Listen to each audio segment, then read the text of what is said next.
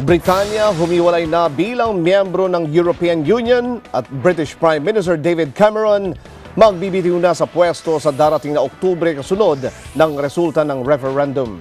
Yan at ang iba pang mga balitang abroad sa report ni Ronald Neri.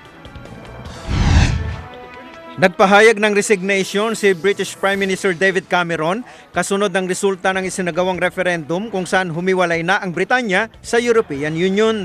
Mula sa nakarehistrong 46.5 milyong Britons para sa isinagawang referendum, karamihan sa mga ito ay nagpasyang lisanin ng EU.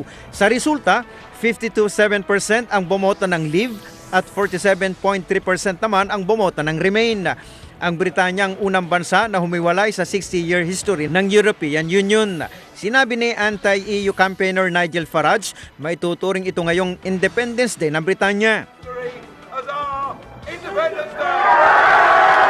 Nanawagan din ito na magbitiw si Cameron kasunod ng resulta ng referendum. Agad naman itong tinugon ni Cameron at nakatakda umunong bumaba ito sa pwesto sa darating na Oktubre. Samantala, isa sa tinitignang maging epekto ng nasabing Brexit ay ang paggaya na rin ng ilang mga bansa sa Europa na kasapi ng European Union ay magkaroon na rin ng katulad na referendum.